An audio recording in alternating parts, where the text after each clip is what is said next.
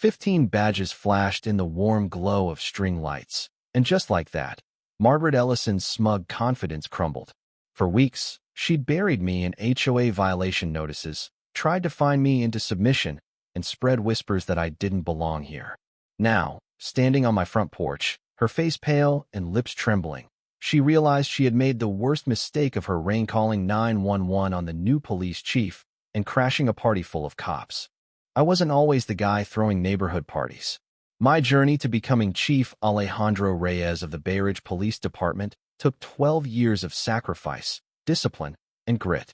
As the son of immigrants, I knew I'd have to work twice as hard to be seen as legitimate.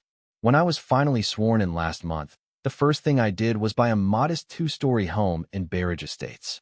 I imagined coffee on the porch, weekend barbecues, maybe some peace for once. I hadn't accounted for Margaret.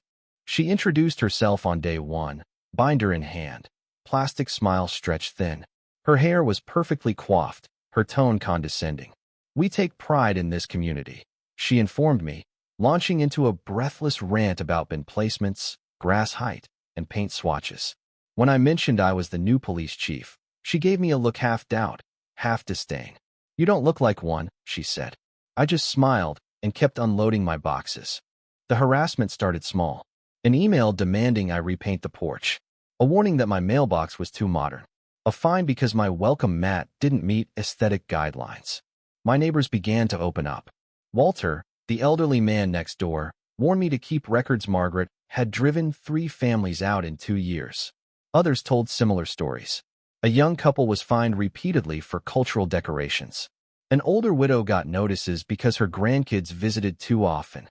It became clear that Margaret used the HOA as her personal weapon, especially against those who didn't fit her narrow vision of the neighborhood. I installed cameras after catching her in my yard at 2 a.m., measuring my fence with a tape and photographing my grill. My friend Kevin, a tech guy from the department, helped me set up night vision. What I captured over the next few nights was disturbing.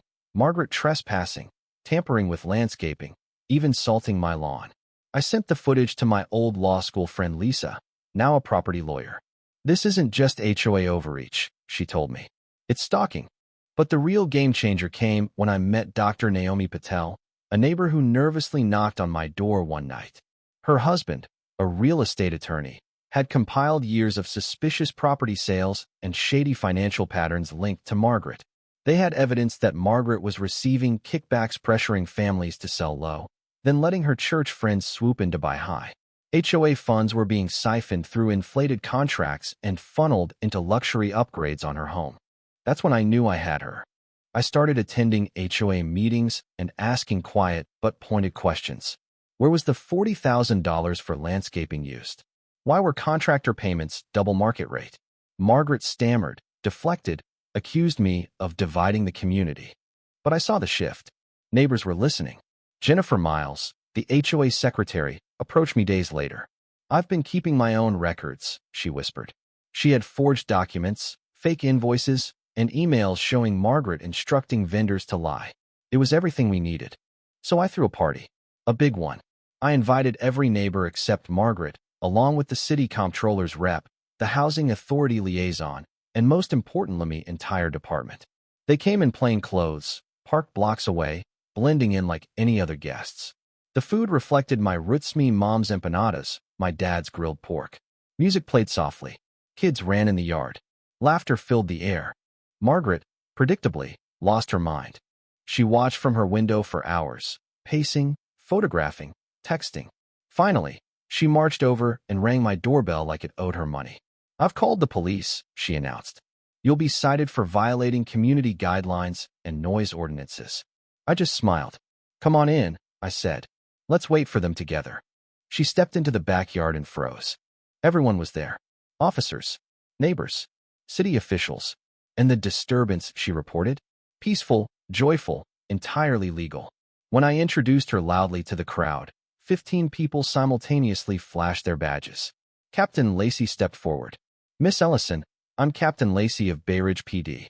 I'm logging your 911 call as a false report. There's no cause for police intervention here." Margaret turned ghost white. Then Lisa approached. "Miss Ellison, your pattern of harassment and financial misconduct has been documented. The evidence includes trespassing, misuse of HOA funds, and discrimination. Margaret sputtered denials. But the real blow came when Jennifer stepped up with original board documents and proof of falsified approvals. Walter recounted how she targeted his late wife's rose bushes. The Hendersons described her racist comments about their holidays. One by one, the neighborhood spoke. I played the final card of video recording from that morning where Margaret said, "I've removed 3 families from this neighborhood. I can do the same to you, badge or no badge." The silence afterward was deafening. Then I dropped the hammer. "This isn't just a party," I told her. "It's the culmination of a formal investigation. The district attorney has everything. A search warrant is being executed Monday." Margaret stumbled back like she'd been slapped. She left the party in a daze. By Friday, detectives had seized HOA records. Within a week, she was indicted for fraud, embezzlement, and harassment. Her passport was revoked.